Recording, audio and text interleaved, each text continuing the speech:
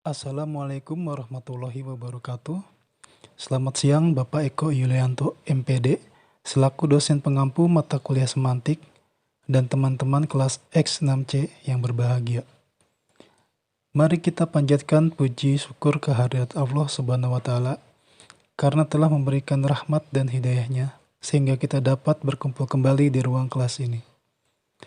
Perkenalkan, saya Awang Suryana yang akan bertugas sebagai moderator dalam diskusi kali ini mengenai materi makna kata pada kalimat, kemungkinan makna gramatikal, kata sandang, kata tugas, kata majemuk, kata ulang, idiomatik, makna gramatikal frase. Adapun anggota kelompok kami terdiri dari saya sendiri Awang Suryana, Ratna Widianti, dan Rosenita. Presentasi kali ini dibagi atas 3 sesi, yaitu sesi pembukaan, sesi penyampaian materi, dan sesi tanya jawab atau diskusi. Kita lanjutkan dengan sesi selanjutnya, yaitu penyampaian materi. A. Makna kata pada kalimat. Makna dalam Kamus Besar Bahasa Indonesia, KBBI, adalah ucapan yang dituliskan berupa wujud kesatuan dan perasaan yang dapat digunakan dalam berbahasa. Dalam kamus linguistik, pengertian makna dijabarkan menjadi 4, yaitu 1. Maksud pembicara. 2. Pengaruh penerapan bahasa dalam pemakaian resepsi atau perilaku manusia. 3. Hubungan kesepadanan atau tidak kesepadanan antara bahasa. 4. Cara menggunakan lambang-lambang bahasa. B. Makna gramatikal adalah makna yang menyangkutkan hubungan antar bahasa yang muncul pada kata atau kalimat yang bersifat fungsional. Contoh makna gramatikal. 1. Berjalan. Kata jalan mengalami proses afiksasi atau pengimbuhan yang berawalan ber, yang dapat mengubah suatu makna kalimat, yang artinya bergerak dari satu titik ke titik lain. 2. Makanan. Kata makan yang diberi imbuhan akhiran an, yang artinya segala sesuatu yang dapat dimakan. C. Kata sandang. 1. Kata sandang untuk tunggal, contohnya sang untuk meninggikan harkat seseorang dan sri untuk orang yang sangat dihormati. 2. Kata sandang untuk kelompok, contohnya para, kaum, dan umat. 3. Kata sandang menominalkan, kata sandang yang mengacu dan bermakna tunggal atau generik. Kata tugas.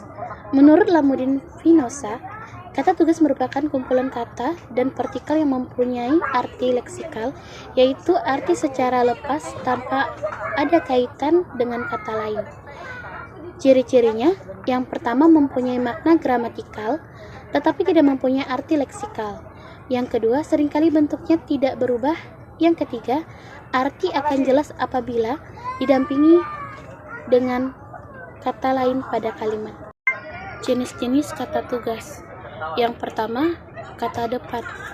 Kata depan atau preposisi ini adalah kata yang sering digunakan dalam kalimat untuk menggambarkan tempat.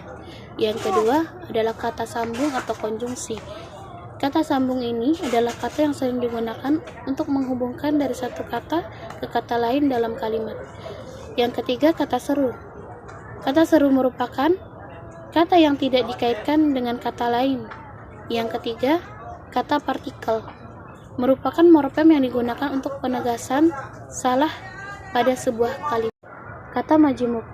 Kata majemuk adalah gabungan dari dua unsur yang mempunyai makna yang berbeda-beda, namun hasil gabungannya akan menimbulkan makna baru. Ciri-cirinya, yang pertama, gabungan kata yang membentuk sebuah makna. Contohnya, seperti yang kita ketahui, meja merupakan Berkakas rumah tangga, sedangkan makan ialah kegiatan untuk memasukkan sesuatu ke dalam mulut. Jika meja dan makan itu digabung, akan menimbulkan makna baru yang kita ketahui itu sebagai meletakkan makanan, tempat untuk meletakkan makanan dan minuman. Dan yang kedua, merupakan dua kata kasar yang berimbuhan. Apabila kata sapu dan tangan digabung, itu akan menimbulkan makna baru yang artinya bisa menimbulkan kata sapu tangan. Dan yang ketiga, unsur kata majemuk tidak dapat dibalik. Ini contohnya seperti orang tua. Orang ditambah tua atau kata orang digabung dengan kata tua itu sama dengan orang tua, yang berarti ayah dan ibu dari seorang anak. Jika dibalik, maka arti tidak akan jelas. Dan yang keempat, kata majemuk tidak dapat disisipi oleh kata lain. Kata ulang. Kata ulang merupakan bentuk yang diperoleh melalui proses pengulangan, baik secara keseluruhan, sebagian, maupun perubahan. Jenis-jenis pengulangan, yang pertama itu pengulangan seluruhan. Pengulangan seluruhan ini ialah pengulangan seluruh bentuk dasar, fonem tetap tidak berkombinasi dengan pembumbuhan afiks. Contohnya kata tiba. Kata tiba ini sering digunakan dalam kalimat, sering dijadikan pengulangan menjadi kata tiba-tiba. Yang kedua ialah pengulangan sebagian. Pengulangan ini sering digunakan sebagai bentuk dasarnya. Contoh, dedaunan, yang mana kita ketahui kata dedaunan ini kata dasarnya adalah daun. Yang ketiga, pengulangan yang berkombinasi dengan proses pembumbuhan afiks. Bentuk dasar diubah semuanya dan berkombinasi dengan pembumbuhan afiks. Contohnya gunung, gunung-gunungan, yang pada dasarnya itu adalah gunung. Yang keempat, pengulangan dengan perubahan fonem. Contohnya bolak-balik. Assalamualaikum warahmatullahi wabarakatuh. Nama saya Ratna Widianti, NPM 2020 21542. G. Makna idiom. Pengertian. Menurut Munir Ba'al-Baqi, idiom adalah ungkapan yang mempunyai makna yang mana tidak mungkin dipahami secara kata per kata saja. Idiom merupakan konstruksi yang maknanya tidak sama dengan gabungan anggota-anggota kata.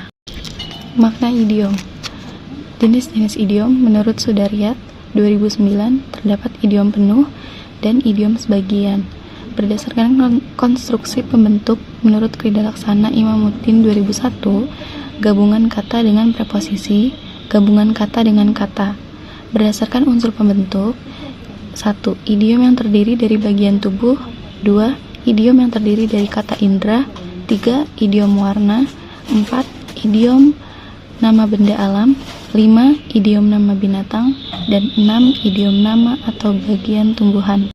H. Makna gramatikal frase. Gramatikal adalah makna yang berubah sesuai dengan perubahan konteks. Frase adalah gabungan dua kata atau lebih yang membentuk satu kesatuan tanpa subjek predikat. Makna gramatikal frase dianalisis secara sintaksemantik atau maknanya diketahui berdasarkan konteks. Kesimpulannya, dari penjelasan dapat disimpulkan bahwa kalimat merupakan satuan dari kata yang dapat berdiri sendiri dan menyatakan makna lengkap. Kalimat didefinisikan merupakan runtutan kata yang gramatikal dan memuat makna yang lengkap berlatar belakang semantik dan sudut pandang makna. Makna kata adalah kata yang berisi makna dengan tujuan tertentu dalam kalimat, dan makna tidak dapat terpisahkan dari semantik karena selalu melekat dari apa yang kita tuturkan. Demikian isi presentasi dari kelompok kami. Semoga materi yang kami sampaikan dapat bermanfaat bagi kita semua. Jika ada kekurangan dan kesalahan dalam penyampaian dan kata-kata, mohon untuk dimaafkan. Akhir kata, saya ucapkan terima kasih. Wassalamualaikum warahmatullahi wabarakatuh.